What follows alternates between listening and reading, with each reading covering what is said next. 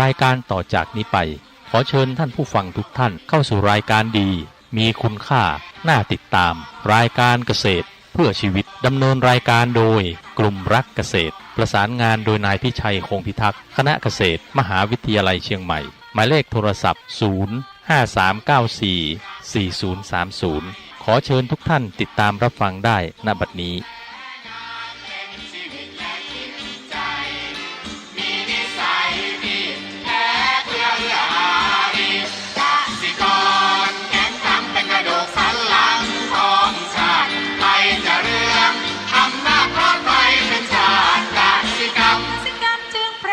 เป็นหลักมัน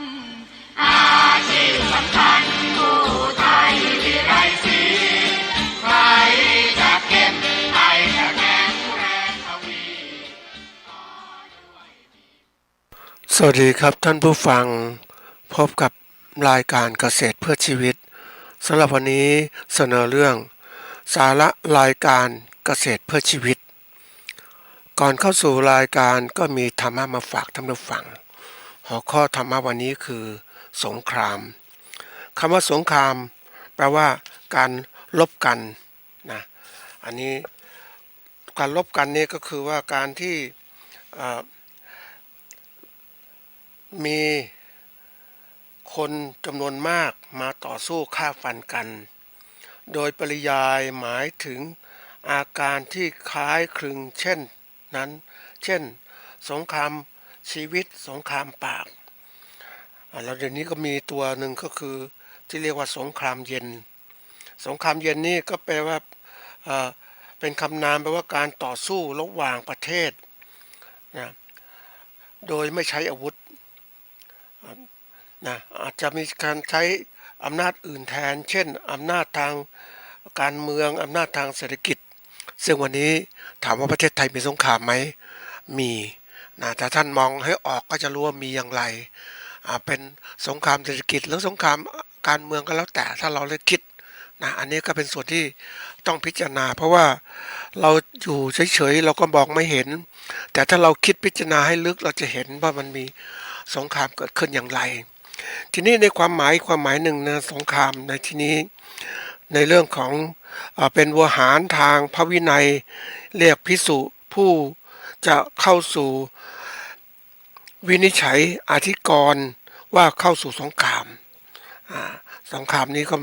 มีอธิกรณ์นี่ก็คือว่าเป็นเรื่องที่เกิดขึ้นแล้วจะต้องจัดต้องทำเช่นเรื่องที่สงฆ์ต้องทำต้องดำเนินการ4อย่างคือวิวาทาธิกรณ์ก็คือการเถียงกันเกี่ยวกับพระธรรมวินัย2อนุวาทาธิกรณ์การโจทย์หรือกล่าวหากันด้วยอาบัติ3อาปัตตาธิกรณ์การต้องอาบัติการปรับอาบัติและการแก้ไขตัวให้พ้นจากอาบัติ4กิจจาธิกรณ์กิจธุระต่างๆที่สงฆ์จะต้องทำเช่นให้อุปสมบทให้ผ้ากฐินนะในภาษาไทยอธิกรณ์มีความหมายเลือนลางลงและแคบเข้ากลายเป็นคดีความหรือโจทย์เป็นต้นนะอันนี้ก็ความหมายอธิกรณ์กว้างถ้าเราตีความก็คือว่าสงครามนะก็แน่นอนว่าก็เป็นเรื่องที่มองกันแล้วแต่ใครมุมมองว่าเราดำรงบทบาทอะไรบทบาทหน้าที่อะไรบทบาทมันมีผลถึงการแสดงออกพฤติกรรมนะถ้าเราเป็นคู่สงครามก็บทบาทหนึ่งถ้าเราเป็นผู้ดูสงครามก็บทบาทหนึ่งอันนี้ก็แล้วแต่เดี๋ยวนี้ก็มีความหมายเยอะแยะนะท่านผู้ฟังอย่างน่าสนใจที่ว่าสงครามปากสงครามโตเถียงกันนะลงรอยกันอย่างไรจะพิจารณาอย่างไรในสงครามนั้นจะมีผลที่เกิดขึ้นนะประการแรกก็คือจะมีฝ่ายหนึ่งชนะอีกฝ่ายหนึ่งแพ้นะอันนี้ก็แน่นอนนะหรือฝ่ายหนึ่งแพ้ฝ่ายหนึ่งชนะหรือเสมอกัน แล้วแต่เดี๋ยวนี้การตื่นตัวเรื่องการสงครามของคนสงครามก็มีมากมายทีเดียวตื่นตัวหลายๆอย่างคนบางคนก็ตื่นตัวสงครามโลกจะเกิดขึ้นสงครามนั้นจะเกิดขึ้นนะเราก็มองไปไกลๆเดี๋ยวนี้สงครามไกลตัวแล้วก็มีการแย่งชิงอำนาจทางการเมืองเกิดขึ้นมันเป็นธรรมชาตินะท่านผู้ฟังจริงๆเรามองเนี่ยนะการเมืองคือการแย่งผลประโยชน์กันฝ่ายหนึ่งชนะได้ผลประโยชน์ไปฝ่ายที่แพ้ก็สูญเสียประโยชน์ไปแล้วแต่ทีนี้สงครามตัวที่สำคัญสำหรับเรานะควรพิจารณาคือสงครามความคิดของเรานั่นแหละที่มันมีฝ่ายหนึ่งในจิตใจเราคิดจะเป็นอย่างนี้นี่ก็ไปอย่างนั้นดึงกันไปดึงกันมานะเราจะเอ็นอ่อนอย่างไรมันเหมือนทะเลใจที่เพลงเขาร้องนั่นแหละนะตัวใจตัวแพ้กายใจแพ้นะแล้วแต่นะมันก็พิจารณาคือจิตใจของเรานั้นถ้าเราสงบระงับเป็นด้วยเหตุและผลสงบเป็นมันสงบจริงๆมันอุเบกขาจริงๆนะแต่จะถึงอุเบกขาได้จริงๆคนต้องฝึกสมาธิให้มั่นให้พิจารณาโดยละเอียดไม่ให้ทุกอย่างเป็นไปตามอารมณ์คำว่าอารมณ์นี่คือการสภาวะจิตใจที่เปลี่ยนแปลงไปตามสิ่งเร้าแล้วถ้าเรารับมาเราไม่มีสติปัญญารู้เท่าทันเราก็จะรับอารมณ์นั้นนำไปกลายเป็นอะไรเกิดขึ้นให้จิตของเราได้เสพก็คือกลายเป็นรับเป็นเรียกว่าเวทนาความรู้สึกนึกคิดที่เกิดขึ้นมันมีทั้งสุขและทุกข์แล้วก็อุเบกขาทีนี้จะวางยังไงถ้าคนจัดการกับอารมณ์ไม่เป็นก็จะกลายเป็นเขาเรียกว่าตามอารมณ์ปล่อยไปตามอารมณ์เพราะนั้นถ้าตามอารมณ์เนี่ยมันขาดเหตุขาดผลปุ๊บมันพังนะท่านผู้ฟังเดี๋ยวนี้เพราะนั้นเราจะหยุดยั้งสิ่งต่างให้มันถูกทางก็ต้องมีสติปัญญารู้ต่อทันอารมณ์ที่เกิดขึ้นเราจะหยุดได้แต่ถ้าคนมองด้วยอารมณ์ของตัวเองสติปัญญาตัวเองไม่ถึงมันก็จัดการอารมณ์ไม่ได้มันก็เป็นทุกข์นั่นแหละที่จะเกิดขึ้นหรือจะเป็นสุขแล้วแต่เราแต่ถ้ามองให้ถูกทางก็คือว่าเราอยู่ในเส้นทางของการอะไรเข้าสู่รายการพระพุทธศาสนานะก็จะเหมือนกับว่าเราจะต้องระลึกถึงคำสอนพระเจ้าแล้วนำคำสอนพระเจ้ามาประพฤติปฏิบัติเพื่อเรานั้นดำเนินชีวิตของเราในทางที่ถูกนะทุกอย่างที่ปรากฏนั้นท่านผู้ฟังบางทีมันเป็นเขาเรียกสภาวะปรากฏหนึ่งช่วงเวลาหนึ่งปรากฏอย่างนี้อีกช่วงเวลาหนึ่งก็เปลี่ยนไปเราจะยึดถือยังไงสภาพนี้มันเป็นสภาพเรียกว่าไตรลักษณ์กฎตามกฎอนิจจังทุกขังมันเปลี่ยนตลอดเวลาเราสิ่งที่เราคิดแบบนี้อย่างวันหนึ่งไปเจอคนขับมอเตอร์ไซค์เขาขับมอเตอร์ไซค์ปุ๊บเนี่ยนะเราเองก็ขับมอเตอร์ไซค์ก็รู้สึกมันไอ้รถยนต์มันแกล้งงู้นอย่างนี้ทำไมมันขับอย่างนี้มันหวาดเสียวต่างๆทั้งหมดแต่วันหนึ่งเรากลับมาเป็นคนขับรถยนต์ไอ้มอเตอร์ไซค์มันเกะกะขวางทางจริงๆเลยมันทำที่จะไปไม่ไปอันตรายนะเนี่ยมันแล้วแต่คนที่มองไงท่านผู้ฟังเรามองทีนี้เรามองในฐานะอะไรเรามองฐานะในปกติเรามีบทบาทแล้วก็จะมองสิ่งนั้นเป็นอย่างนั้นแต่ถ้าเรามองอย่างชันฉลาดก็คือว่ามองอย่างการพิจารณามันเราเคยเป็นคนขับรถมอเตอร์ไซค์เคยเป็นคนขับรถยนต์ก็มองอย่างชุบให้มันถูกต้องโดยเรียกว่าอย่าปล่อยไปตามอารมณ์เราต้องมีเหตุมีผลพิจารณานะมันทำให้เรานั้นหลุดจากสภาพการปรุงแต่งอารมณ์ที่เกิดขึ้นเราก็สู่สภาวะเป็นจริงเมื่อเรามีสภาวะจริงเกิดขึ้นเราก็ตัดสินใจอะไรถูกต้องหรือมีพฤติกรรมต่างๆที่ถูกต้องได้นะอันนี้เป็นสิ่งสำคัญนะก็ฝากไว้นะทีนี้มาพูดถึงวันนี้จะเป็นรายการที่เหมือนกับสรุปบทเรียนบทต่างๆทั้งหมดคนจะฟังรายการเขาเรียกว่าเกษตรเพื่อชีวิตรายการเกษตรเพื่อชีวิตนี่เป็นรายการเขาเรียกว่าที่ท่านเจ้าวาดวัดฝายหินองค์ก่อนท่านตั้งขึ้นนะเพื่อจะได้นำวิชาการเกษตรมาให้กับท่านผู้ฟังนะได้ไปปลูกได้ไปใช้ให้เกิดประโยชน์เกิดขึ้นนะอันนี้ก็เป็นสิ่งที่ทำมานานตั้งแต่ปีเขาเรียกว่า2556นะทีนี้หัวข้ออีกความหมายหนึ่งก็คือสาระรายการเนี่ยก็คือคำว่าสาระนี่แปลว่าเป็นคำนามเพราะส่วนสำคัญ นะก็เรียกข้อใหญ่ใจความ นะหรือแปลอย่างหนึ่งว่าประโยชน์ประโยชน์ถ้ามันมีมากก็สาระมีประโยชน์ถ้าไม่มีประโยชน์ก็สาระน้อยหรือไม่ไร้สาระอย่างเงี้ยนี่รายการเนี่ยก็มีการพัฒนาการต่างๆมามากบางคนฟังรายการเนี่ยปกติถ้าท่านฟังรายการอะไรนะท่านผู้ฟังก็ต้องฟังอย่างต่อเนื่องจึงจะได้ประโยชน์เพราะว่ารายการวิทยุพวกนี้ไม่ได้มีซ้ำนะพูดในการไม่ได้ซ้ำนะท่านผู้ฟังพยายามจะไม่ซ้ำจะไม่พูดซ้ำบางอย่างพูดไปแล้วก็จบไปแล้วแล้วก็จะเรื่องใหม่ๆต่อมาเพราะนั้นถ้าฟังท่านผู้ฟังที่สนใจจะต้องไปตามดูเรื่องราวต่างๆซึ่งผู้ดำเนินรายการได้ค้นคว้าเอามาต่างๆมาบอกท่านผู้ฟังเก็บเป็นเรื่องราวทั้งหมดแล้วก็มีรายการตั้งแต่ปี56เป็นต้นมามีหัวข้อต่างๆเพราะว่าในช่วงแรกๆเนี่ยการทำรายการของเราเนี่ยก็คือว่าให้ความรู้ทางวิชาการเกษตรปลูกพืชและเลี้ยงสัตว์นะคำว่าปลูกพืชเลี้ยงสัตว์นี่ก็เพื่อที่ให้ผู้ที่ปลูกพืชและเลี้ยงสัตว์หรือว่าเกษตรกรนั้นดำเนินการและบริหารการเกษตรของตนเพื่อให้ชีวิตของตนเองเขาเรียกว่า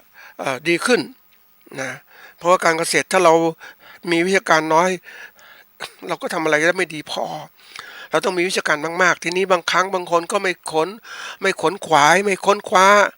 นะก็อยู่เรื่อยๆไปอย่างนี้พ่อแม่ถ่ายทอดมาไงก็ทำอย่างนั้นน่ะแต่เดี๋ยวนี้มันเป็นไปไม่ได้แล้วนะเมื่อก็ต้องมีการพัฒนาการไปสู่การชีวิตที่ดีขึ้นของผู้อื่นด้วยปกติเรามองการเกษตรของเราเพื่อชีวิตของเราแต่วันนี้มันเป็นเพื่อชีวิตคนอื่นเมื่อเพื่อชีวิตคนอื่นเนี่ยมันตัวการที่ทำให้เกิดขึ้นอะไรเกิดขึ้นตั้งแต่พ่อค้าผู้บริโภคอุปโภคสินค้าเกษตรเนี่ยก็เกี่ยวข้องมากมายทีเดียวจำเป็นอย่างยิ่งที่การเกษตรจะต้องมีการใช้พัฒนาหลักการปฏิบัติการทางการเกษตรที่ดีเนี่ยอันนี้ก็เริ่มละเพราะเราผลิตสินค้าเกษตรถ้าเราไม่มีหลักการเกษตรที่ดีก็ขายไม่ได้ เหมือนตัวอย่างเช่นการเลี้ยงไก่ถ้าไม่มีการปฏิบัติการเกษตรที่ดีเลี้ยงไก่สกปรกต่างๆนะเชื้อโรคก็ปนไปอะไรไปแล้วก็เสร็จแล้วก็จะคนก็รู้ภาครัฐก็เริ่มรู้ก็เรามาต้องตั้งมาตรฐานเกิดขึ้นก็เกษตรแบบดั้งเดิมก็ขายไม่ค่อยได้อันนี้ก็เป็นส่วนสำคัญยิ่งตลาดตรงนี้เพราะนั้นมีปฏิบัติการทางการเกษตรที่ดีการปฏิบัติการเพื่อความปลอดภัยจากสารอันตรายต่างๆและต้องมีการปฏิบัติการนะตามมาตรฐานสินค้าเกษตรเนี่ยมาตรฐานสินค้าเกษตรเขาก็มีมาตรฐานที่จะทำให้เกิดขึ้นคือ มาตรฐานการผลิตซึ่งสำนักงานมาตรฐานเกษตรก็สร้างขึ้นมาอีกเพื่อที่อะไรเพื่อที่ยกระดับการผลิตสินค้าเกษตรเนี่ยให้มันได้มาตรฐานมาตรฐานยังไงมาตรฐานภายในประเทศแล้วก็ต่างประเทศเพราะเราต้องผลิตและส่งออกด้วยเราต้องมีการทำอะไรได้มาตรฐานเกิดขึ้นอันนี้มันบีบนะท่านผู้ฟังอันนี้มองในรูปแบบที่ว่าการเกษตรของเรานั้นมันพัฒนาการไปไกลมากขึ้นมันเริ่มจากการทำเล็กๆทำพอกินอยู่พอใช้อยู่เดี๋ยวนี้มันไม่ใช่แล้วการเกษตรยุคใหม่เป็นการที่ว่าเราทำเพื่อขายแล้วก็เอาเงินไปซื้อ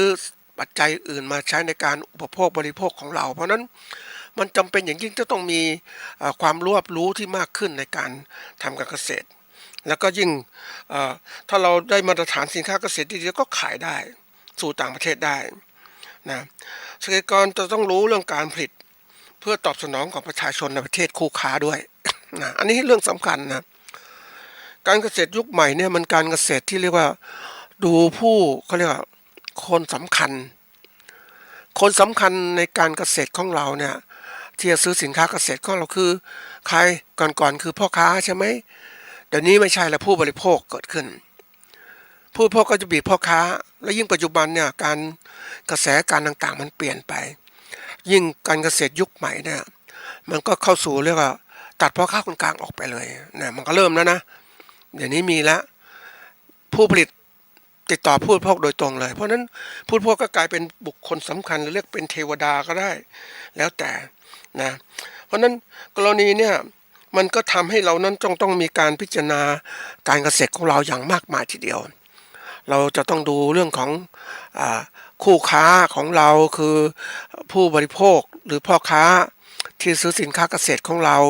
แล้วก็คู่แข่งของเราที่เกิดขึ้น คู่แข่งก็คือผู้ที่ผลิตสินค้าแบบเดียวกับเราเอามาขายแข่งกับเราเอามาแย่งตลาดของเรานี่คือคู่แข่งแล้ววันนี้คู่แข่งเรามีตลอดเวลานะตั้งแต่ระดับเล็กระดับกลางระดับใหญ่มีหมดเลยระดับเล็กก็ยังหมู่บ้านของเราก็เจอกับผู้เกษตรกรทำอาชีพเหมือนกับเราก็แข่งกันเนี่ยลดราคานะลดราคาก็กลายเป็นอะไรที่ทำให้เรานั้นต้องลำบากถ้าเรามีต้นทุนที่น้อยก็ลำบากทีเดียวเดี๋ยวนี้ไปเจอคู่แข่งที่มีต้นทุนที่มากไม่ใช่ต้นคือเขาใหญ่อะท่านผู้ฟังเขาเป็นผู้ประกอบการเกษตรใหญ่เขาก็มาทำผลิตสินค้าเกษตรเหมือนกับเราอย่างที่ตัวอย่างชัดๆเขามาผลิตไข่ไก่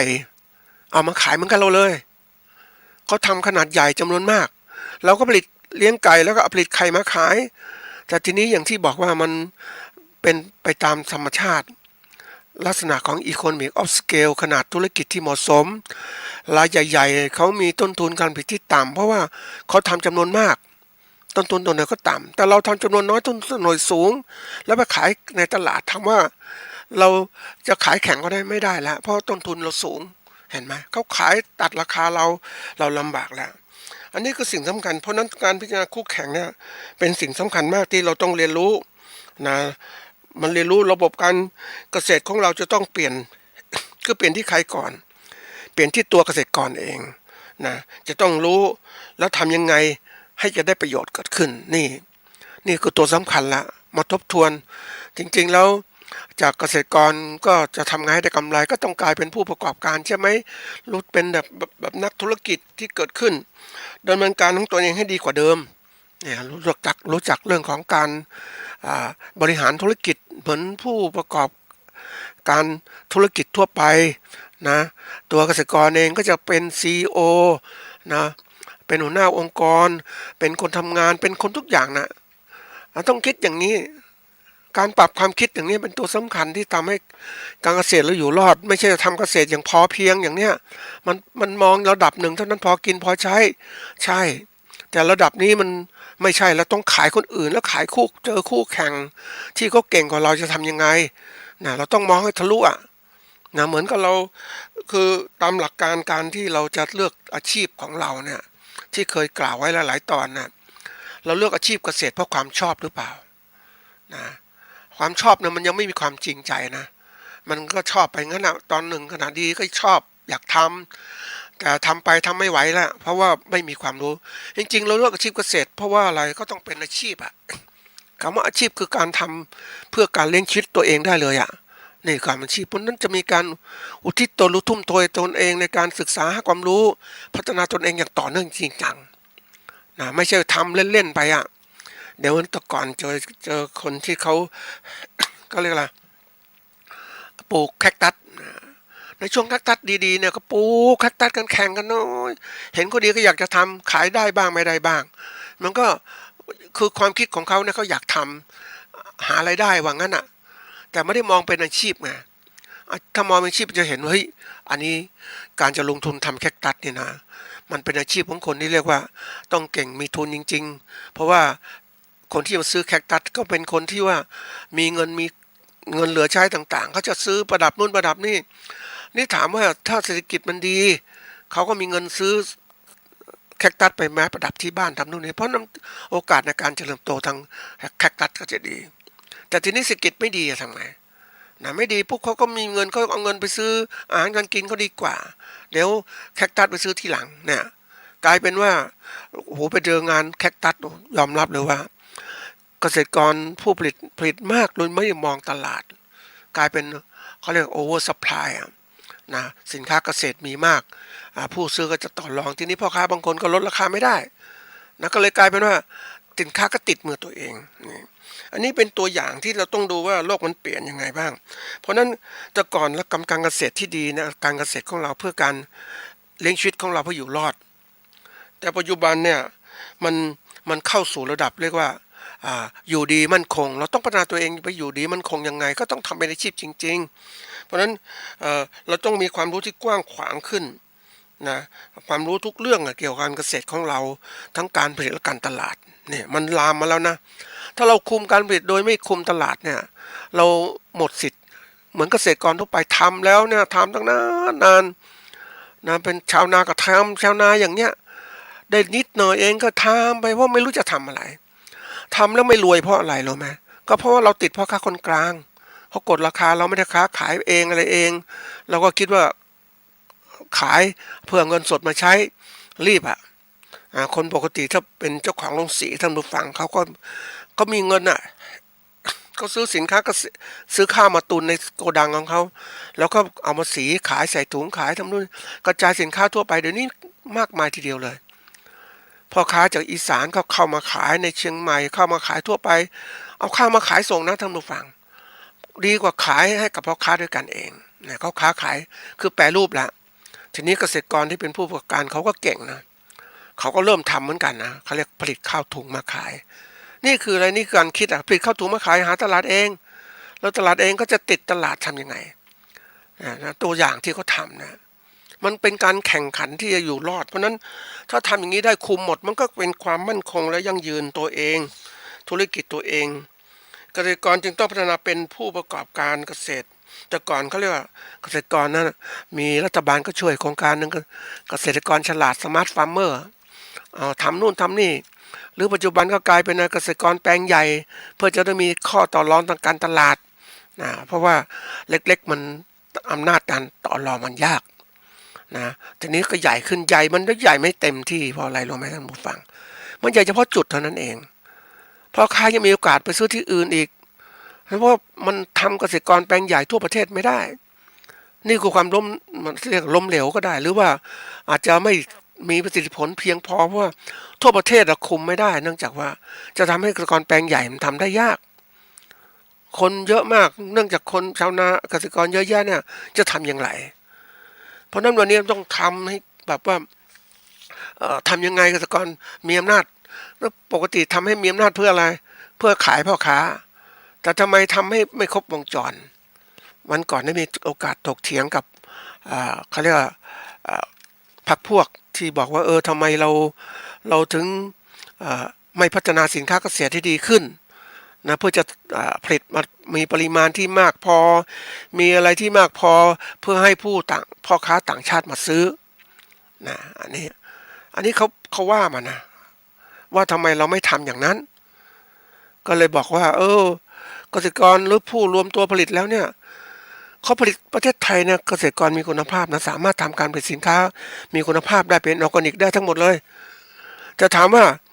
ผลิตมาแล้วใครจะซื้ออันนี้สำคัญนะพ่อค้าการมองมุมของเขาก็บอกอิมพอร์เตอร์ต่างประเทศเขาต้องการซื้อสินค้าจากพี่แกมาเนี่ยก็มาเหมือนกับว่าซื้อแล้วก็ไปเลยอย่างเงี้ยทีนี้ถามว่าเฮ้ยคุณได้มาบอกกับผู้ผลิตล่วงหน้าหรือยังว่าจะซื้อสินค้านี้ไม่ใช่ว่าแนวคิดของผู้ประกอบการซื้อสินค้าเกษตรเนี่ยส่วนใหญ่เนี่ยเขาฉลาดนะท่านผู้ฟังเขาไม่ทำคอนแทคกันหรอกเขาไม่ทำสัญญาติดตามเขาหวังว่าให้เกษตรกรผลิตสินค้านี้มาเลยแล้วเขาจะมาซื้อเนี่ยคุณภาพอย่างนี้แล้วถามว่าถ้าเขาไม่มาซื้อทำยังไงเกษตรกรก็ลำบากใช่ไหมเขาต้องผลิตมาแล้วเนี่ยผลิตมาแล้วก็ขายไม่ได้นี่เขาต้องการให้เป็นแบบนี้มีปริมาณเท่าไหร่มีจำนวนเกษตรกรเท่าไหร่นี่ก็เลยบอกเขาว่าเฮ้ยทำอย่างนี้ไม่ได้นะเกษตรกรไม่มีเงินที่จะมาผลิตสินค้ารอคุณหรอกคุณภาพเกษตรกรทำได้หลากหลายจริงๆแต่ทีนี้ต้องมาการทำสัญญามาเจอตัวต่อตัวก็เรียกมีทำสัญญาต่อกัน อย่างรัฐต่อรัฐอย่างเนี้ยใช่ไหมปีนี้ผลิตเท่านี้นะฉันมาซื้อเท่านี้ตกลงกันนะนี่มันการทำสัญญาล่วงหน้ามันเกิดขึ้นดีกว่าที่จะทำให้เรานั้นผลิตมันรอตลาดแต่ทีนี้ไอ้เจ้าคนที่ถกเถียงนี่ก็เหมือนกับว่าพยายามพัฒนาให้เกษตรกรผลิตปริมาณเท่านี้นะคุณภาพเท่านี้เพื่อรอตลาดถามว่ารอได้ไหมล่ะสินค้าเกษตรมันเน่าเสียได้ง่ายแล้วตอนเราตลาดแล้วพ่อค้านี่ก็ฉลาดมากดราคาได้เพราะนั้นถ้าทำสัญญาคุณอยากจะซื้อใช่ไหมคุณก็มาทำสัญญากันเกรดแบบนี้ราคาเท่านี้มาตกลงกันไหมนี่อิมพอร์เตอร์พวกนี้ก็ยังดูอยู่ว่าจากเพราะว่าเขาต่างมันเป็นเกมมาท่านผู้ฟัง กลยุทธ์ในการซื้อขายนะถ้าคุณมีคือคือพ่อค้าเนี่ยเขาฉลาดเขาต้องการให้มีสินค้ามาให้เขาเห็นเขาจะซื้อแล้วก็ต่อรองราคาเขาก็รู้ว่าสินค้าเกษตรมันเก็บนั้นได้ไม่นานเห็นไหมนี่เกมของเขาอ่ะเกษตรกรเองก็บอกเฮ้ยผลิตไปแล้วเนี่ยรอตลาดแล้วต้องการเงินด่วนไม่ผลิตมันนี่เพราะนั้นมันขายไม่ได้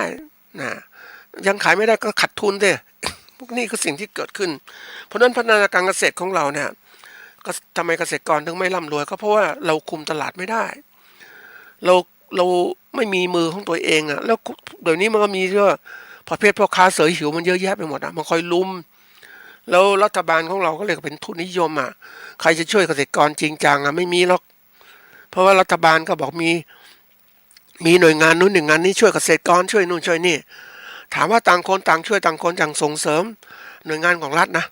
แต่ถามว่าทำจริงจังไหมมันไม่ประสานกันนะท่านผู้ฟังไม่ประสานกันไม่ประสานกันมันก็เลยพังสิตลาดไม่ดีมันก็ไปไม่ได้ใช่ไหมมันต้องจริงๆที่อย่างตัวอย่างเช่นรัฐบาลจับนู่นจับนี่นะโครงการดีๆดังๆอย่างทุเรียนอย่างอะไรต่างๆเนี่ยคือพ่อค้ากับพวกเกษตรกรก็พัฒนาไประดับหนึ่งแล้วมันดีก็รัฐบาลก็จับนะถามว่าไปพัฒนาอื่นไหมไม่นะโครงการอะไรต่อ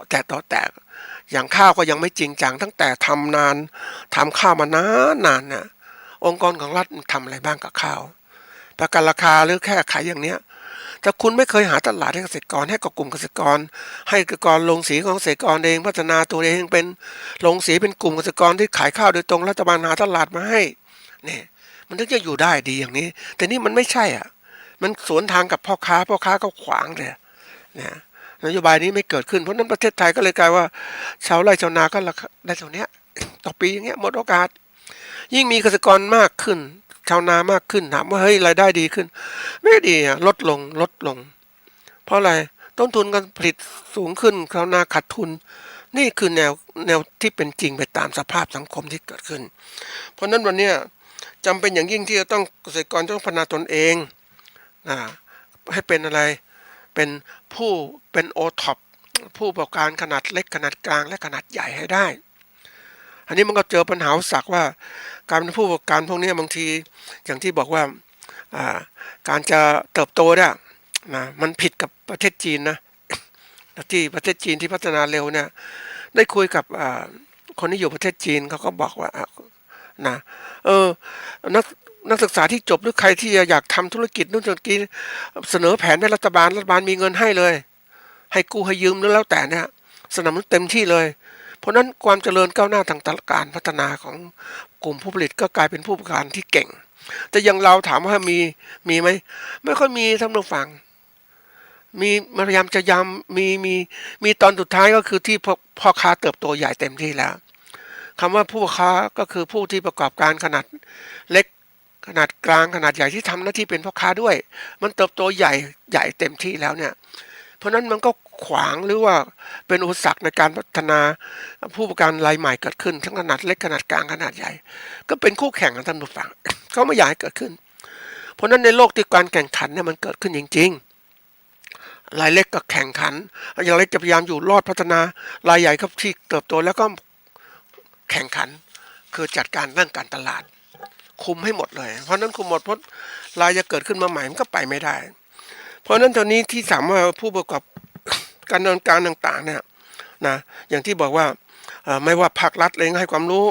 ช่วงพัฒนาต่างๆทั้งหมดเนี่ยมันเป็นเรื่องที่ว่าเกษตรกรจะต้องเข้ามารับความรู้ต่างๆทั้งหมดเพราะโลกมันทันสมัยวันนี้เป็นเรื่องยากลำบากมากเลยที่ผู้ประกอบการเกษตรกรผู้ประกอบเกษตรเองจะต้องเป็นผู้ประกอบการต้องพัฒนาหาความรู้พัฒนาทัศนคติทัศนวิสัยแล้วก็ความสามารถทางการบริหารให้สูงขึ้นนะโดยการจัดการทั้งหมดเลยนะให้เกษตรกรเนี่ยเป็นผู้ประกอบการที่เก่งเหมือนองค์กรธุรกิจต่างๆผู้ประกอบการที่เก่งเนี่ยจำเป็นอย่างยิ่งที่จะต้องมีความรู้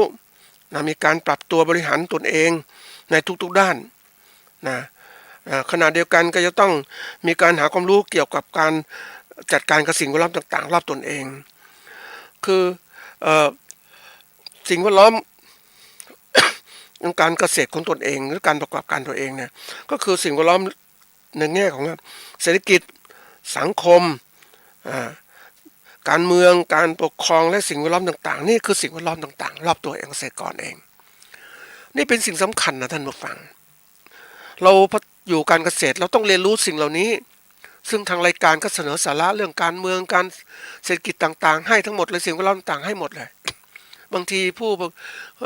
ผู้ฟังอาจจะมองว่าทำไมรายการเกษตรต้องเอาเรื่องนู้นเข้ามาเรื่องนี้เข้ามาก็มันเกี่ยวข้องกับการเกษตรมันสิ่งแวดล้อมแล้วทำการเกษตรไปถามว่าวันนี้ทำไมทำเกษตรแล้วยากจนก็คุณทำการเกษตรโดยไม่มีตลาดไม่มีอะไรต่างๆเลยแข่งขันไปยังไงไปไม่ได้วันก่อนไปเจอเกษตรกรที่พยายามจะขายสินค้าเกษตรนะพยายามขายสินค้าเกษตรที่เขาทำเองนะเอาทำไปแล้วเนี่ยเขาก็ทำอย่างสูงสุดก็คิดว่าจะแข่งขันกับเพื่อนอื่นๆได้นะปรากฏว่าเพื่อนอื่นก็ทำไม่ไหวเหมือนกันเขาก็มีปริมาณสินค้าเกษตรเต็มไปหมดเลยอันนี้เรื่องเกี่ยวกับต้นไม้นะท่านผู้ฟังบางคนต่างผลิตหลายพันต้นไม้ไม้ดอกไม้ประดับต่างๆเต็มหมดเลยมาขายปรากฏว่าขายไม่ได้ท่านผู้ฟังขายไม่ได้มันเป็นเรื่องที่น่าคิดนะเพราะคนเราเวลาทำการเกษตรเนี่ยเราก็มุ่งมองว่าจะการเกษตรแบบนี้มองตลาดเท่านี้ไม่ได้คิดถึงว่าเศรษฐกิจมันเป็นยังไงเศรษฐกิจคือการซื้อขายมันเป็นยังไงแล้วซื้อขายมันเปลี่ยนไปตามเศรษฐกิจของโลกและของในประเทศด้วยคนตกงานจะมีซื้อต้นไม้ไม่ซื้อเห็นไหมไปนั่งยืนดูเขาเนี่ยขายไม่ได้ต้องมาฟังก็เศร้าใจเขาก็เสียค่าเช่าสถานที่มาขายไม่ได้ลดราคาแล้วก็ยังไม่ค่อยมีคนซื้อเลยเป็นสิ่งสำคัญนะท่านผู้ฟังเพราะฉะนั้นมันมีสิ่งหนึ่งอยากจะเล่าตัวอย่างให้ฟังว่าเรานั้นจะเป็นผู้ประกอบการต้องพยายามเรียนรู้สิ่งต่างๆรอบตัวครั้งหนึ่งเร็วๆนี้ก็มีโอกาสไปดูได้สัมภาษณ์เด็กหนุ่มคนหนึ่งที่เขาเรียกว่าทำงานประจำอยู่แล้วแต่ว่ามาทำการขายน้ำหวานไม่ว่ากาแฟเย็นกาแฟโอเลี้ยงต่างๆเขาขายเก่งนะท่านผู้ฟังเขาก็เตรียมคือเขาชงมาจากบ้านเรียบร้อยใส่ถุงพลาสติกมัดเวลาคนซื้อเนี่ยเขาก็ไม่ต้องชงแล้วล่ะเขาก็เอาน้ำแข็งใส่เอาแก้วพลาสติกเอาน้ำแข็งใส่แก้วพลาสติกแล้วเธอตัดถุงพลาสติกที่บรรจุน้ำกาแฟโอเลี้ยงหรืออะไรแล้วแต่ใส่ในแก้วก็ขายเลยเขาปรุงรสชาติมาดีมากนะเขาทำมาหลายครั้งแล้วก็ขายดีๆนะวันเขาทำแค่เสาร์อาทิตย์เองก็สักประมาณเสาร์สัก50 ถุงนะ50อาทิตย์ก็50-60แล้วแต่เนี้ยทีนี้เขาไม่ได้ดูท่านผู้ฟังคนเราในเวลาเพลินเวลามองอะไรต่างๆนะเขาเจอสภาพคือวันที่15 พฤษภาคมเป็นวันเลือกตั้งเขาไม่ได้คิดอะไรว่ายังไงก็ตามคนเลือกตั้งเข้าไปฮะแต่ที่คนต้องเดินทางมาเลือกตั้งใช่ไหมเขาจะมาซื้อพวกนี้ไหมขณะเดียวกันฝนก็ตกฝนตกขายไม่ได้คนก็น้อยสินค้าแย่เลยท่านผู้ฟังขาดทุนกับทั้งหมดแหละคือขายไม่ได้ถ้าขายไม่ได้ก็เลยถามเขาว่าทำไมคุณไม่เคยดูเลยว่ากิจการของคนก็เป็นยังไงดินฟ้าอากาศเป็นยังไงก็ไม่ได้ดูก็คิดว่ามันจะเป็นอย่างนั้นมันก็คิดคือตัวเองคิดไปเองว่ามันจังดีอย่างงู้นดีอย่างนี้แล้วไม่มีฝนไม่ก็ฟังไม่ทำนายไม่ได้ดูสินรายงานดินฟ้าอากาศต่างๆเห็นไหมธุรกิจก็เลยแย่ขายไม่ได้นะนี่คือตัวอย่างเพราะนั้นการประกอบการอะไรก็ตามต้องพยายามดูข้อมูลสิ่งแวดล้อมต่างๆที่เกี่ยวข้องทั้งหมดเศรษฐกิจสังคมการเมืองการปกครองสิ่งแวดล้อมต่างมันเกี่ยวพันหมดเลยแล้วถ้าเราปล่อยให้สิ่งเหล่านี้มาจัดการตัวเรานะเราก็จะลำบากใช่ไหมเพราะนั้นอย่างที่เคยกล่าวไว้ว่ามนุษย์หรือสัตว์ต่างๆที่จะอยู่รอดต้องปรับตัวเองเข้าสิ่งแวดล้อมเพราะสิ่งแวดล้อมมีอำนาจมากกว่าเนี่ยต้องปรับตัวเองไว้ก่อนนะให้เข้าสิ่งแวดล้อมเพื่อการอยู่รอดแต่วันหนึ่งที่ตัวเองมีอำนาจมีความสามารถก็สามารถจัดสิ่งแวดล้อมที่เหมาะสมกับตนเองได้ในความสามารถมนุษย์เป็นอย่างนั้นถ้าสัตว์ทั่วไปมันไม่สามารถจะจัดการได้ให้สิ่งแวดล้อมมันเข้ากับตัวเองอย่างเราเนี่ยอากาศร้อนเราก็สามารถซื้อแอร์ซื้ออะไรปรับอากาศอยู่ห้อง อากาศเย็นก็ทำงานนอกหน่อยอย่างเนี้ยนี่คือตัวอย่างความสามารถในการจัดการมนุษย์เนี่ยมีมันสมองคิดได้ทั้งหมดเพราะนั้นความสามารถในการจัดการเราต้องคิดอ่ะมันจะปล่อยให้สิ่งแวดล้อมมันบีบบังคับเราอย่างการเมืองก็ต้องไปเล่นมันไปจัดการมันเลือกคนดีเข้าตรงนี้ไม่ใช่นิ่งเฉยนะแล้วก็ยอมรับสภาพมันก็เลยกลายเป็นว่ายังเคยกับมันความที่ว่าเราผู้ดำเนินรายการเรียนรู้สิ่งเหล่านี้มาเยอะ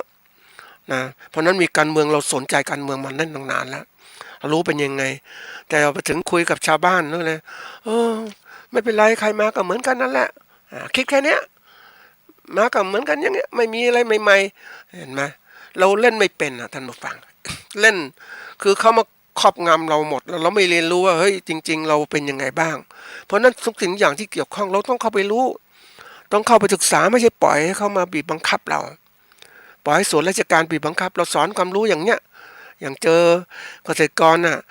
ได้รับความรู้ทางการปลูกพืชเลี้ยงสัตว์แบบนี้แบบนี้นี่โอ้ยอย่างงู้นอย่างนี้นะคิดว่าอย่างนี้ดีแล้วแต่ไม่เคยคิดว่าเฮ้ยมันจะเกี่ยวข้องการค้าการขายไหมเขาก็ไม่ให้ความรู้เกี่ยวข้องการค้าการขายอ่ะเพราะเขามาทำเรื่องนี้เราต้องหาความรู้การค้าการขายเองจากใครอ่ะต้องไปรู้อีกศึกษาอีกนะศึกษาเพิ่มเติมหาหน่วยงานไหนให้ความรู้ทีนี้ไอ้ความรู้ต่างๆเนี่ยโลกมันเปลี่ยนนะท่านผู้ฟังวันนี้ที่สำคัญที่สุดก็คือโลกมันเปลี่ยนแปลงเร็วมากเลยมันมันมันเจริญก้าวหน้ามากอ่ะท่านผู้ฟังทั้งวิทยาศาสตร์เทคโนโลยีปุ๊บเนี่ยมันทำให้คนที่เรียนรู้ได้เร็วเนี่ยมีโอกาสชนะได้มากกว่าหรือได้เปรียบกับผู้ที่เรียนรู้น้อยหรือปรับตัวได้น้อยหรือช้ามันเรื่องจริงๆนะท่านผู้ฟังมันแข่งขันตลอดเวลาอย่างเราเองเนี่ยสมมุติว่าราคาน้ำมันจะลดเนี่ยเรารู้ล่วงหน้าจะลดวันที่อะไรรัฐบาลประกาศแต่คนที่ไม่รู้เลยเนี่ยเติมวันนี้เต็มถังเลยแล้วถามว่าพรุ่งนี้เรามาราคาน้ำมันลดอย่างเนี้ยมันคือไม่ได้ใส่ใจอ่ะเพราะนั้นวันนี้โลกยุคใหม่เขาบอกคนผู้บริโภคหรือผู้อะไรครับใส่ใจกับสิ่งแวดล้อมมากเลยสิ่งแวดล้อมรอบตัวเนี่ยเศรษฐกิจสังคมการเมืองคองต่างๆทั้งหมดเนี่ยอย่างเรารู้ไหมว่าวันนี้ทำไมการเมืองถึงเป็นอย่างนี้เห็นไหมเราต้องรู้ว่าคนรุ่นใหม่มันเข้ามาเล่นการเมืองแล้วมันมองเห็นเนี่ยคนเจนแซดมันเข้ามาเล่นจะมีสิทธิ์เลือกตั้งเลือกอะไรไหมมันก็เลยกลายพลิกแผ่นดินไอ้คนรุ่นเก่าๆเนี่ยมันอย่างงู้นอย่างนี้มันช้ามันไม่ทันสมัยมันก็เลยกลายเป็นว่ากระแสของการเปลี่ยนแปลงมันเร็วไงนี่เศรษฐกิจมันก็เร็วนะใครซื้อหุ้นใครขายหุ้นต่างๆต้องเล่นในเป็นเนี่ยมันก็เลยกลายเป็นว่าเฮ้ยวันนี้การเกษตรของเรามันต้องเก่งการประกอบการเกษตรต้องเก่งทุกเรื่องวันนี้ก็เราบอกว่าผู้ประกอบการต้องเรียนรู้แล้วก็พัฒนาตนเองจากเกษตรกรเป็นผู้การขนาดเล็กนะมีตลาดสินค้ายิ่งตัวเนี้ยคนก่อนเนี่ยทำไมเราไม่เจริญรู้ไหมการเกษตรเราไม่รวยอ่ะก็เพราะเราติดกับพ่อค้าเอาเปรียบไปหมดแล้วคำว่าพ่อค้าคนกลางมันเกิดขึ้นมานานแล้วเอาเปรียบเราตลอดอ่ะนะกดราคาสินค้าเราทุกอย่างเลยเราก็ยอมให้เขาเปรียบเพราะเราไม่ได้ทำตลาดเองเราไม่เก่งเราไม่รู้แต่วันนี้มันมีช่องทางตลาดที่มันพัฒนาวันนี้มันคือตอนก่อนมันผูกขาดนะท่านผู้ฟังคุณต้องขายสินค้าคุณต้องขายพ่อค้าคนกลางอย่างนี้คุณค้าขายเองไม่ได้นะคุณต้องหาช่องนะแล้วก่อนต้องการค้าการขายต้องมีออยมีอะไรทุกอย่างเลยนี่มีบีบหมดอ่ะมีมาตรฐานต่างๆอันนี้มันมีตลาดหนึ่งที่เกิดขึ้นคือตลาดการค้าออนไลน์ที่เกิดขึ้นเป็นช่องทางนะท่านผู้ฟังที่นึกถึงก็ประทับใจอ่ะประทับใจกับการค้าการขายของเกษตรกรญี่ปุ่นที่เขาค้าขายสินค้าของเขาสินค้าเกษตรนั่นแหละค้าขายที่บ้านที่บ้านของเขามีคนมาซื้อสินค้าหน้าบ้านเขาที่อเมริกาก็มีเกษตรกรก็มีตลาดของตัวเองที่บ้านนะผู้ที่ซื้อสินค้าเนี่ยก็จะต้องซื้ออยากได้สินค้าดีคุณภาพดีราคาถูกก็มาที่บ้านเนี่ยอันนี้มันจุดเริ่มต้นเนี่ยค้าขายที่บ้านเกิดขึ้นแล้วยุคปัจจุบันเนี่ยโลกมันแคบลงคำว่าโลกแคบหมายความไงคือการติดต่อสื่อสารมันถึงหมดเลยเดี๋ยวนี้ก็เลยกลายเป็นว่ามีการค้าขายออนไลน์เกิดขึ้นญี่ปุ่นพัฒนาไปเร็วกว่าเราต้องประมาณ10-20 ปีนู่นแหละค้าขายออนไลน์ที่เกิดขึ้นเขาสบายเขาอยู่กับบ้านเขา ทำเกษตรก็อยู่นั่นนะแล้วการสั่งจองสินค้าเนี่ยเขามีระบบการสั่งจองเลยนะล่วงหน้ายังไงลูกค้าไหนจะต้องการสินค้าไหนเขาผลิตสินค้าเนี่ยมีตลาดรองรับเลยท่านผู้ฟังเขาไม่ต้องเสี่ยงอย่างเราเนี่ยเราไม่มีตลาดรองรับบางทีผลิตมามากเกินไปพ่อค้าก็ไม่ซื้อเนี่ยเห็นไหมนี่คือสิ่งที่เกิดขึ้นจริงๆแล้วกดราคาเราอะมันกลายเป็นปัญหาเกิดขึ้นมากแล้วมันก็ทำให้ตลาดเราเสียหายเราก็เลยขาดทุนนั่นเองเพราะฉะนั้นเราเองเนี่ยก็จะต้องพัฒนาการเกษตรของตัวเองจากการเป็นเกษตรกรให้เป็นผู้ประกอบการเกษตรเสียแล้วก็ให้มีการเกษตรผู้ประกอบการเกษตรที่มีคุณสมบัติมีความรู้มีความทัศนคติมีความสามารถมองเห็นโลกกว้างขึ้นเราต้องมองวิสัยทัศน์ของเรานะเหมือนกับผู้ประกอบการใหญ่ๆอย่างกรณีของผู้การเกษตรขนาดใหญ่เขามีวิสัยทัศน์ยังไงเขามองถึงว่าอันที่หนึ่งเนี่ยเพอได้มีโอกาสได้คุยเขามีวิสัยทัศน์กว้างไกลเขามองว่าโลกเนี่ยข้างหน้าเนี่ยการค้าขายสินค้าเกษตรเนี่ยนะสำคัญมากทำรายได้ดีด้วยนะเพราะการผลิตสินค้าเกษตรได้ดีมากเลยยังไงคนต้องกินอันที่สองเนี่ยเขาก็ทำยังไงทำให้สินค้ามันได้ขายได้ดีก็คือทำให้ผู้บริโภคซื้อสินค้าจากเขามากขึ้นผู้บริโภคซื้อสินค้าจากเขามากขึ้นเขาทำยังไงเขาต้องมีตลาดของตนเองใช่ไหมมีร้านค้าตัวเองทั้งขนาดขายส่งขายปลีกทุกอย่างมีหมดเลยร้านสะดวกซื้อก็มีนี่คือการวางการค้าการขายแล้วก็เริ่มการค้าออนไลน์ด้วยวันก่อนไปนั่งเจอเฮ้ยปกติเราจะซื้อสินค้าใช่ไหมที่ร้านสะดวกซื้อเราก็ต้องไปเองอะไรเองนะอันนี้เพลินร้านสะดวกซื้อมันก็มีระบบเรียกว่าเพิ่มยอดขายหมายความยังไงก็คือว่าผู้บริโภคไม่จำเป็นจะต้องมาซื้อสินค้าที่ร้านเรามีพนักงานไปส่งให้ฟรีไม่ต้องคิดค่าอะไรก็เรียกว่าบริการค่าส่งฟรีราคาสินค้าเหมือนกับที่ซื้อในร้านสะดวกซื้อเลยราคาเท่านี้คุณสั่งที่บ้านก็ได้เพราะเราเกิดระบบการสั่งซื้อสินค้าจากที่บ้านผู้บริโภคสั่งไปออนไลน์ไปให้ร้านพวกนี้มาส่งที่บ้านได้เลยมันก็เพิ่มการเพิ่มยอดขายใช่ไหมของร้านเหล่านี้การเพิ่มยอดขายของร้านเหล่านี้มากขึ้นทำให้การร้านค้าในท้องถิ่นที่มีระบบการค้าแบบดั้งเดิมมันไปไม่ได้ท่านผู้ฟังมันค้าขายมันเกิดคู่แข่งคนจะซื้อต้องไปเพราะนั้นวันนี้จึงเห็นว่าร้านค้าท้องถิ่นนะก็พยายามคนไม่มีอาชีพก็ทำอาชีพเป็นแม่ค้าเนี่ยพยายามค้าขายสินค้าที่บ้านตนเองทีนี้มันแข่งกับพวกนี้ไม่ไหวเพราะอะไรผู้บริโภคก็เอาต้องการความสุขสบายเขาซื้อที่ไหนก็ได้เขาพอใจนะจ่ายแพงนิดหน่อยก็ไม่เป็นไรไม่ต้องเดินซื้อมีคนมาส่งพร้อมอันนี้มันเกิดขึ้นในญี่ปุ่นจริงๆว่าคนที่เขาทำอย่างนี้ก็เกิดขึ้นทีนี้ผู้ผลิตเองจะต้องคิดแหละถ้าทำการแบบเนี้ยพ่อค้าอยู่มือพ่อใหญ่อะไรตลาดอยู่ในมือผู้กันขนาดใหญ่หมดเลยไปเจอร้านสะดวกซื้อที่พัฒนาการผลิตสินค้าขายส่งขายส่งมาแล้วขายปลีกแล้วทุกอย่างราคาใกล้เคียงกันเลยแล้วไม่พอในนี้ร้านสะดวกซื้อต่างๆก็เริ่มมีอะไรมีอาหารสำเร็จรูปมีพืชผักต่างๆขายสดต่างๆทั้งหมดเลยมันก็เป็นการที่จะบีบบังคับคือทำให้มันเป็นคู่แข่งของพ่อค้าแม่ค้าในท้องถิ่นหรือเกษตรกรที่อยู่ในท้องถิ่นตัวเองเนี่ยจะต้องขายสินค้ายังไงแข่งกับเขาได้ยังไงเพราะนั้นวันนี้มันเป็นช่องทางหนึ่งเราต้องเรียนรู้ว่าเฮ้ยเราต้องเปลี่ยนแปลงตัวเองนะเปลี่ยนแปลงตัวเองจากที่จะเป็นเกษตรกรธรรมดาค้าขายอย่างนี้ไม่ได้ถ้าทำอย่างนี้แล้วจนเนี่ยต้องหาทางออกใหม่ก็คือเริ่มสร้างตลาดของตัวเองตลาดออนไลน์ในตัวเองที่ทำให้ทำได้ทำเลยอย่าช้าเพราะถ้าทำแล้วมันทำให้เรามีกำไรได้มากขึ้นนะคือทำอะไรเนี่ยเขาบอกว่าจงคิดเสมอว่าเราทำแล้วกำไรนะต้องมีกำไรไม่ได้ทำเพื่อการกุศลเราทำต้องแข่งขันเป็นการทำกำไรนั่นคือความเป็นการวัดความสามารถของตนเองไม่ต้องให้ใครช่วยเราทำเองเปิดตลาดเองอะไรเองแล้วแต่เราจะทำแล้วก่อกลุ่มเกษตรกรก็ต้องทำมีช่องทางไหนทำเลยแต่จะหวังว่าราชการจะช่วยแม่เพราะท่านผู้ฟังเพราะว่าต่อไปเนี่ย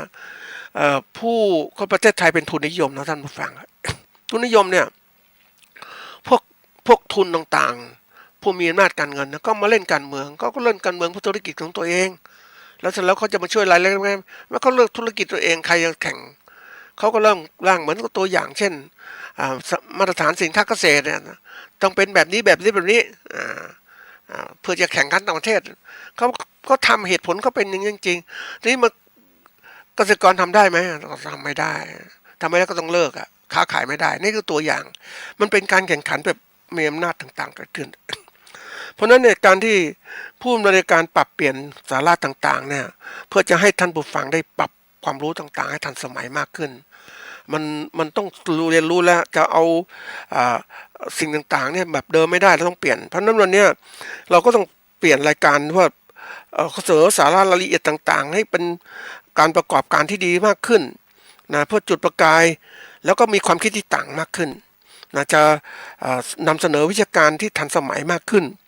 แล้วก็เสร็จแล้วสำคัญที่สุดก็คือว่าถ้ารายการบางอย่างรายการเนี่ยท่านผู้ฟังต้องการรายละเอียดจริงๆบางรายละเอียดบางเรื่องเนี่ยเราก็สามารถที่จะไปตามรายการเก่าๆได้ตั้งต่อไปข้างหน้าเนี่ยสถานียุวสายหินอาจจะมีโอกาสที่ว่าเอารายการที่ออกไปแล้วเนี่ยหัวข้อสำคัญเรื่องต่างๆเอาแปะไว้ท่านผู้ฟังติดตามได้ อันนี้แบบที่หนึ่งแบบที่สองเนี่ยเราก็มีรายการเกษตร YouTube นะวัดหัวหินเพื่อสังคมก็นำเสนอรายการที่เป็นรายละเอียดของวิทยาการด้านต่างๆการเกษตรด้วยอื่นๆด้วยก็เข้าไปดูได้ต่อไปเราก็ทำรายการที่จะตามมาขณะนี้ก็คือรายการเส้นทางชีวิตเป็นแนวทางที่บอกถึงผู้ประกอบการชีวิตแต่ละคนชีวิตของพืชและสัตว์ต่างๆที่มันเกิดขึ้นมันทำไมอยู่รอดยังไงการประกอบการเกษตรทำไมเกษตรกรรายนี้ซึ่งอยู่รอดอย่างไรก็มีเส้นทางชีวิตของเขายังไง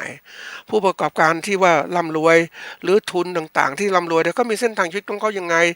คือเขาต้องมีเป้าหมายนะมีวิสัยทัศน์ที่มองแล้วก็มีภารกิจที่เขาคัดเลือกแล้วจะทำตามนั้นน่ะ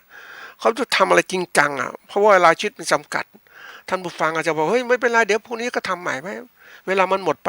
มันสำคัญเพราะนั้นวันนี้ที่บอกว่าบางอย่างสาระต่างๆบางคนบอกว่าต้องการรายละเอียดทำยังไงก็อาจจะต้องไปดูในเรื่องของว่าสมมติเราจะปลูกกระท้อนมีรายการมีกรมวิชาการเกษตรก็พัฒนาข้อมูลทันสมัยแล้วท่านผู้ฟังเราสามารถดาวน์โหลดเอกสารการปลูกกระท้อนกันมาได้ก่อนเอกสารหายากนะอันนี้มีเอกสารที่เขาต้องเขียนเพราะว่าภาครัฐกำหนดไว้ว่าเฮ้ยหน่วยงานต่างๆต้องมีสิ่งต่างๆที่ทำให้หน่วยงานตัวเองเป็นที่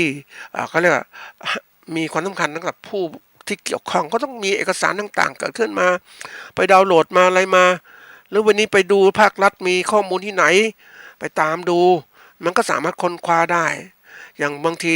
การประกอบการบางอย่างมันเป็นเรื่องธุรกิจเราต้องเสียเงินไปก็แล้วแต่เข้าอบรมต่างๆก็จำเป็นเดี๋ยวนี้ห้องสมุดเราประเทศไทยทันสมัยโดยเฉพาะห้องสมุดมหาวิทยาลัยเชียงใหม่เนี่ยก็มีข้อมูลที่เราสามารถค้นข้อมูลได้เข้าไปเลยข้อมูลต่างประเทศงานวิจัยเรื่องนี้เกี่ยวข้องเกษตรแล้วมีอีกนะเพราะว่าวันนี้ถ้าพูดตรงๆแล้วประเทศไทยเนี่ยพัฒนาการต่างๆเนี่ยเรามีข้อมูลต่างๆมากมายทีเดียวเพียงแต่ว่าผู้ประกอบการเกษตรจะต้องพัฒนาตนเองนะแล้วเราก็ต้องเก่งมากขึ้นถ้าเราอยากอยู่วงการเกษตรนะก็อยากให้ดูแนวคิดของผู้ประกอบการเกษตรที่รายใหญ่ที่เขามองเรื่องการเกษตรที่บอกว่าเกษตรสำคัญมากของประชาชนนะคนต้องกินต้องใช้ถ้าเราทำเกษตรโดยที่ว่าให้คนทุกคนมาซื้อสินค้าจากเราได้เนี่ยนะเราก็จะขายได้สบายเลยกำไรก็จะมีมากขึ้นเนี่ยคิดอย่างเงี้ยมองกำไรเราทำยังไงมันทำให้เราตื่นร้อนทำไมจะทำเรื่อยๆกินไปเรื่อยๆพอใช้มันไม่ไหวแล้วท่านผู้ฟังเพราะนั้นวันนี้ตรงทฤษฎีใหม่ของเราคือว่าเราต้องพัฒนาตัวเองของเราให้มันทันสมัยเราดูให้มันทันจริงๆซึ่งอีกอย่างรายการเราก็มีรายการธรรมะต่างๆที่มาบอกท่านผู้ฟังนะก็เพื่อที่จะปรับทัศนคติความรู้คิดของเรานะจิตเป็นผู้คิดผู้นึกเราต้องมีธรรมะพุทธเจ้าเป็นตัวสำคัญเป็นสิ่งสำคัญมากเลยทันสมัยที่สุดเลยเอามาความรู้มาใช้ทุกเรื่องเลยท่านผู้ฟังตั้งแต่การจัดการตนเองการจัดการตัวเองกับผู้อื่นร่วมกันยังไงเป็นยังไงและการที่มองเป้าหมายยังไงมันเก่งมองสาระสำคัญสำหรับชีวิตของตนไม่ใช่ปล่อยชีวิตไปเรื่อยๆบางคนไม่สนใจพุทธศาสนาสอนให้เราสนใจชีวิตพัฒนาตนเองเรายังไงก็ตามมันจะมีการเกิดใหม่ต้องทำยังไงคุณงามความดีต้องเริ่มสร้าง นี่คือการมองถึงความต้องการของชีวิตทางรายการเกษตรวิทย์ก็เลยเติมรายการนี้เข้าไปเพื่อปรับตัวเองให้ปรับท่านผู้ฟังคนส่วนใหญ่มองข้ามความสำคัญของพุทธศาสนาไปก็เลยปรับตรงนี้ไปเป็นความให้สาระให้กับผู้ประกอบกับผู้ฟังได้เรียนรู้ว่าเฮ้ยมันจริงๆนะจริงดิเราทำมาแล้วเราพิสูจน์มาแล้วเป็นจริงเพราะฉะนั้นวันนี้ท่านผู้ฟังไม่อย่าฟังเฉยๆฟังธรรมะไปเรื่อยฟังไปเรื่อยพูดเลยไม่ปฏิบัติมันไม่ได้เข้าใจท่านผู้ฟัง นี่คือตัวสำคัญเพราะนั้นเนี่ยทางรายการเกษตรเพื่อชีวิตมีสาระรายการมากมายทีเดียวพัฒนาจิตใจพัฒนาการกระทำตัวเองพัฒนาตนเองให้สู่อะไรก็คือว่าสู่การมีชีวิตที่รอดที่ดีมั่นคงยั่งยืนและมีความสุขในสุขทางจิตใจนะท่านผู้ฟังด้วยการปฏิบัติธรรมที่ถึงการกินดีอยู่ดีมีสุขสบายเขาเรียกว่ามีความสุขนะอันนี้ก็เรียกว่ามั่งคั่งร่ำรวยมีความสุขเป็นสิ่งสำคัญนะท่านผู้ฟังก็นี่คือสาระรวบรวมไว้ตั้งแต่ปี2565นะ2556จนถึง2566เนี่ยเราพยายามนำเสนอรายการเหล่านี้เพราะนั้นท่านผู้ฟังที่ฟังรายการไม่ทันก็ติดตามรายการย้อนหลังได้นะแล้วก็เผื่อไว้นะวันนี้หมดเวลาแล้วสวัสดีครับ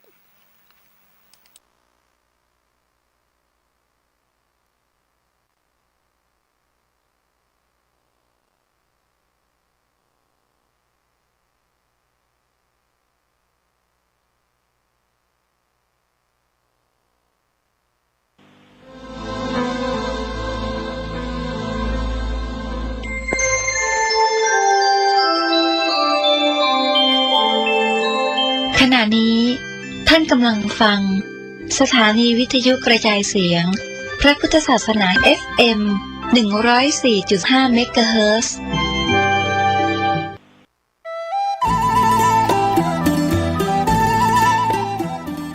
ข่าวสารเพื่อการประชาสัมพันธ์งานประเพณีส่งน้ำพระธาตุประจำปี 2566 วัดหนองเงือกตำบลแม่แรงอำเภอป่าซางจังหวัดลำพูนก็เป็นส่วนที่ทางคณะศรัทธาของวัดหนองเงือกตำบลแม่แรงอำเภอป่าซางจังหวัดลำพูนพร้อมใจกันจัดงานในพิธีประเพณีส่งน้ำพระธาตุวัดหนองเงือกตรงกับวันเสาร์ที่ 17 มิถุนายน พุทธศักราช 2566 ก็เชิญชวนศรัทธานักศิลป์นักบุญทั้งหลายร่วมงานก็เป็นข่าวฝากจากพระอธิการวีรยุทธยุทธวีโรเจ้าวาดวัดหนองเงือกพร้อมคณะศรัทธาทุกหลังคาเรือนเป็นเจ้าภาพก็เชิญชวนศรัทธาได้ร่วมงานประเพณีส่งน้ำพระธาตุประจำปี 2566 ใน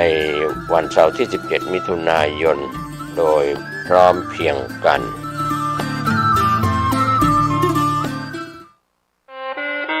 คณะสงฆ์ครูบาอาจารย์พระนักจัดรายการสถานีวิทยุพระนักเผยแพร่เจ้าหน้าที่ผู้จัดรายการเครือข่ายสถานีวิทยุคลื่นสีขาวเพื่อชาวประชาขอเชิญพุทธศาสนิกชนนักศิลป์นักบุญทุกท่านร่วมทำบุญหล่อเทียนพรรษาประจำปี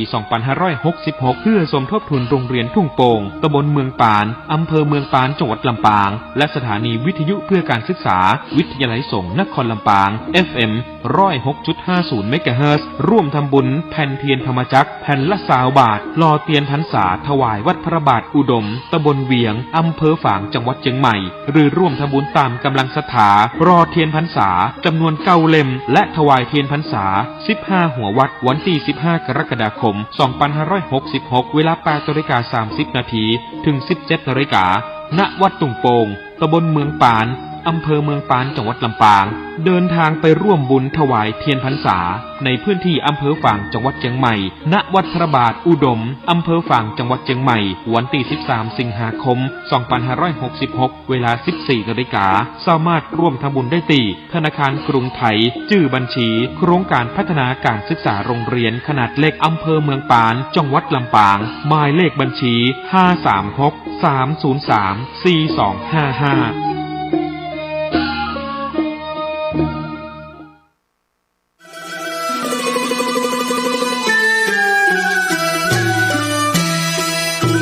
ขอ อเชิญร่วมทำบุญสร้างกระเบื้องดินเผาธรรมชาติบันไดพญานาควัดโบสถ์ชัยมงคลตำบลมะเขือแจ้อำเภอเมืองจังหวัดลำพูนแผ่นละ50 บาทตารางเมตรละ500 บาทร่วมทำบุญได้ที่ธนาคารกสิกรไทยหมายเลขบัญชี110-333-5287ชื่อบัญชีวัดโบสถ์ติดต่อสอบถาม092-565-4536หรือสอบถามทางไลน์ ID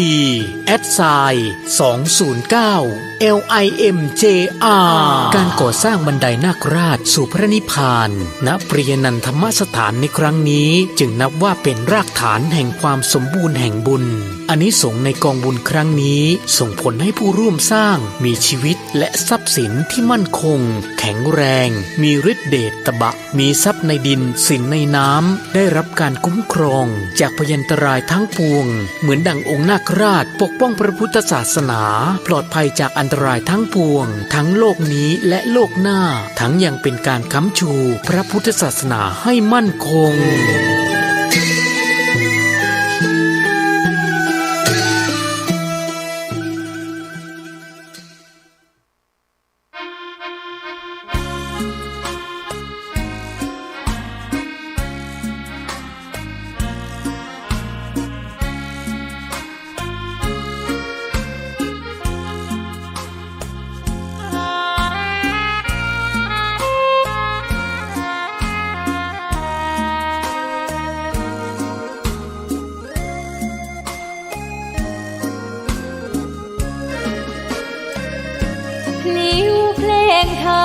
ถูกถ้อยคำเข้าถึงจิตใจ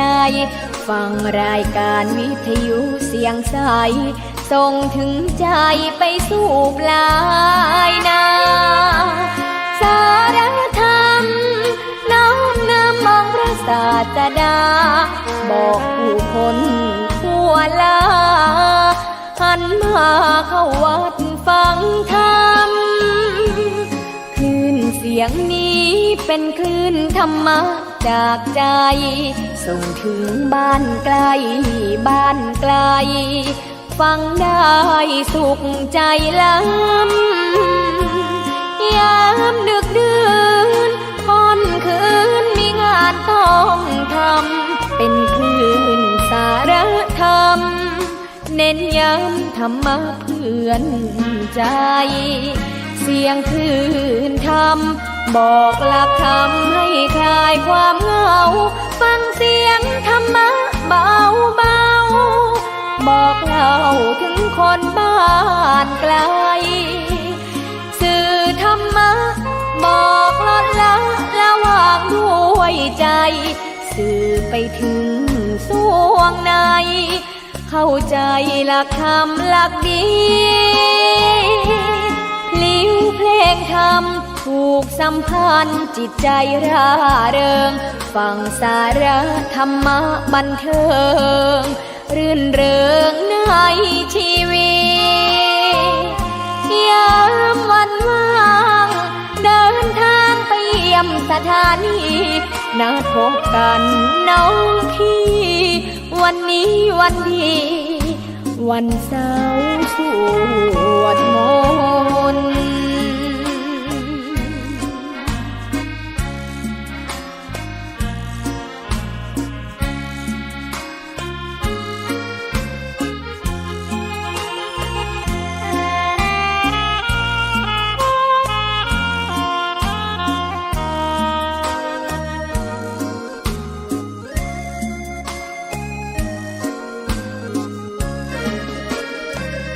เสียงคลื่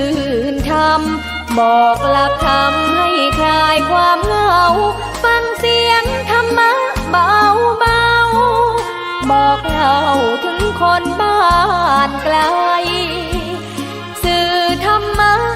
บอกลดละวางด้วยใจสื่อไปถึงสวงในเข้าใจหลักธรรมหลักดีพลิ้วเพลงธรรมถูกสัมพันธ์จิตใจร่าเริงฟังสาระธรรมะบันเทิงรื่นเริงในชีวิต ามวันว่างเดินทางไปเยี่ยมสถานีนัดพบกันน้องพี่วันนี้วันดีวันเสาร์สวดมนต์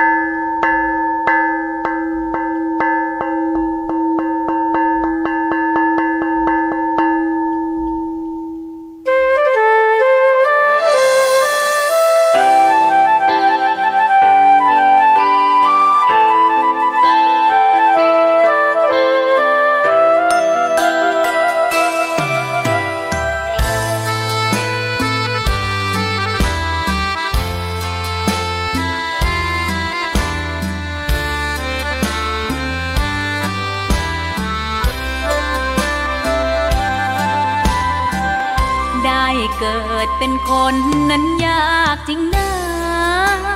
เพราะพุทธศาสนายิ่งแสนยากเย็นคนไทยโชคดีที่สุดแล้วมีแก้ว3 ดวงงามเด่นมีวัดซึ่งเป็นนาบุญยิ่งใหญ่มีศาสนาพุทธประจำชาติไทยอยากหล่ออยากสวยเราต้องรักษาศีลอยากมีอันจะกินต้องหมั่นทำบุญทำทานเอาไว้เข้าวัดสวดมนต์ฝึกฝนสติให้ว่องไวรีบทำตอนที่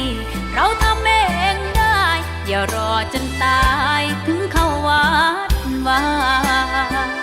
เข้าวัดยามเป็นจะได้เห็นแต่น้ำใจเข้าวัดยามตาย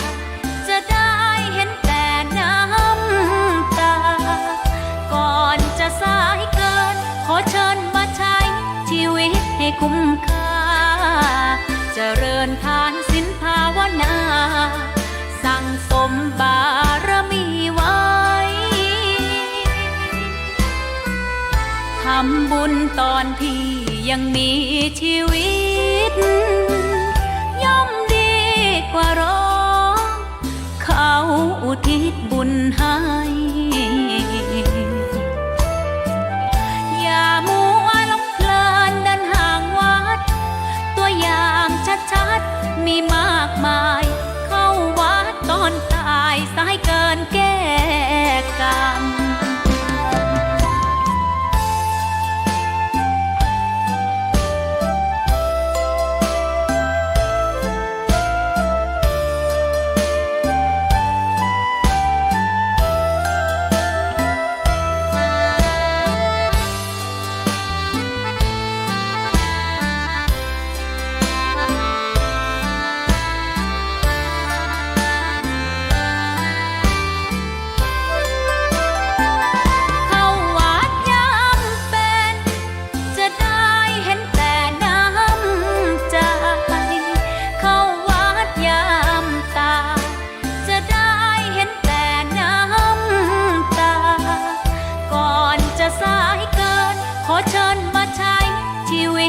คุ้มค่าเจริญทานศีลภาวนาสั่งสมบารมีไว้ทำบุญตอนที่ยังมี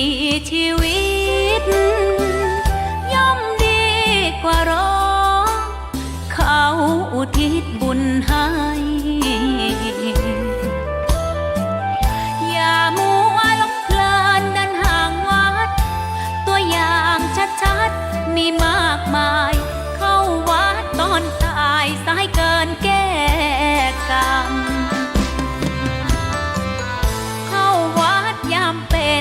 ลบุญหนุนนำเข้าวัดยามเป็นจะได้เห็นแต่น้ำใจเข้าวัดยามตายจะได้เห็นแต่น้ำตา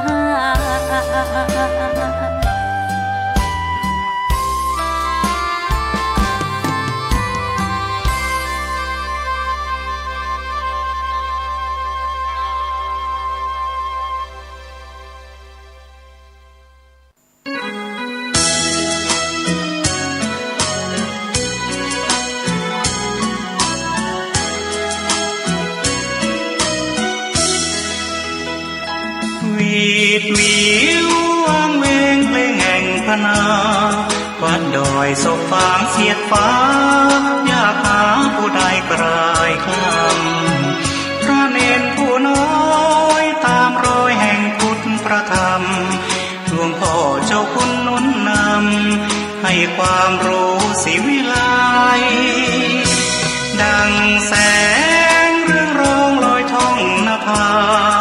พระธาตุศพฟางลอยฟ้าส่องแสงเมตตาพาไกลพระบายดีกาถาวรอวยพรตอนใจศรัทธาพึ่งพารักใครเติมไฟให้พระเทียมทันพระอยู่ดอยดุจแสงหิ่งห้อยกลางป่าขจัดความมืดนาสร้างเสริมปัญญาคงมันศรัทธาหน้าที่พร้อมพลีสุขสารพันพระศาสดายึดมั่นความใฝ่ฝันนั้นคือผู้ให้จากแสงเลื่อนลางระหว่างยอดดอยเริ่มส่องประกายใหญ่น้อยความรู้ประธรรมยิ่งใหญ่แต่พระผู้น้อยยังคอยญาติโยมทั่วไทยเยือนฝางแม่อายครั้งใดแวะไหว้พระธาตุผู้ดอย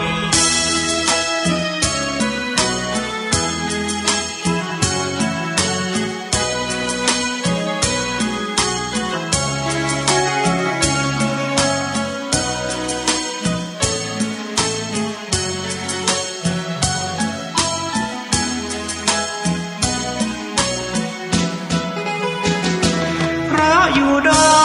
ยดุจแสงหิ่งห้อยกลางป่าขจัดความมืดนาสร้างเสริมปัญญาคงมันศรัทธาหน้าที่พร้อมพลีสุขสารพันพระศาสดายึดมั่นความใฝ่ฝันนั้นคือผู้ให้จากแสงเลื่อนลางระหว่างยอดดอยเริ่มส่องประกายใหญ่น้อยความรู้ประธรรมยิ่งใหญ่แต่พระผู้น้อ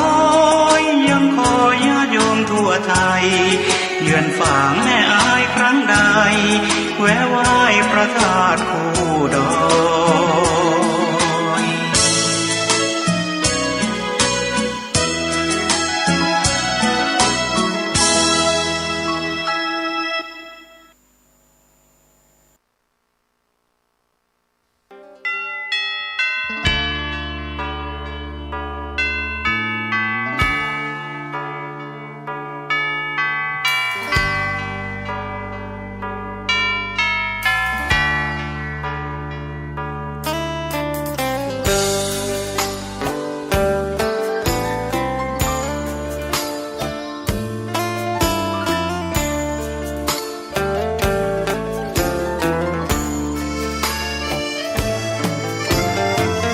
เชิญชวนทุกท่านเข้าวัดเข้าวา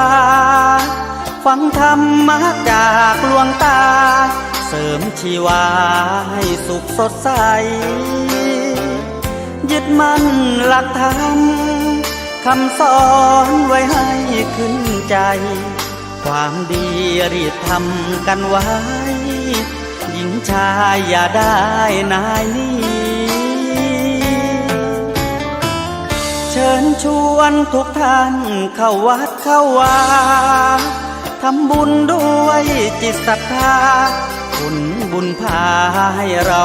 สุขีจะทำการใดนำใช้ในสิ่งดีดีทำบุญให้ทานวันนี้ไม่มีใครว่าใครชังสมัยก่อนประทับใจปู่ย่าตายายวันพระไม่เคยเบื่อหน่ายจำได้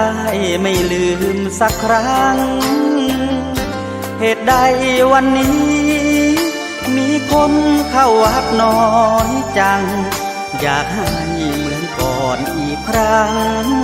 ฝากความหวังกับคนรุ่นใหม่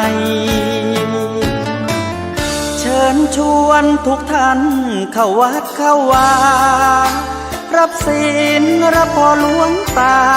เสริมคุณค่าให้กับจิตใจกระทำความดีเรื่องนี้ไม่ต้องอายใคร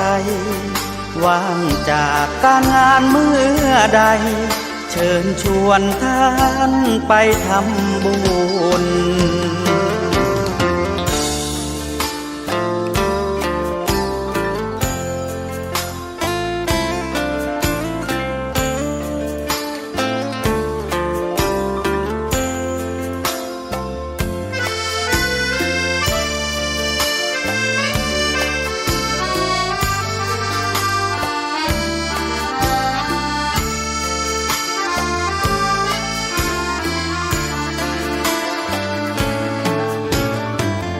เชิญชวนทุกท่านเข้าวัดเข้าวารับศีลรับพรหลวงตาเสริมคุณค่าให้กับจิตใจกระทำความดีเรื่องนี้ไม่ต้องอายใครว่างจากการงานเมื่อใดเชิญชวนท่านไปทำบุญกระทำความดีเรื่องนี้ไม่ต้องอายใครฝากเพลงเชิญชวนหญิงชายอย่าอายเรื่องการทำบุญ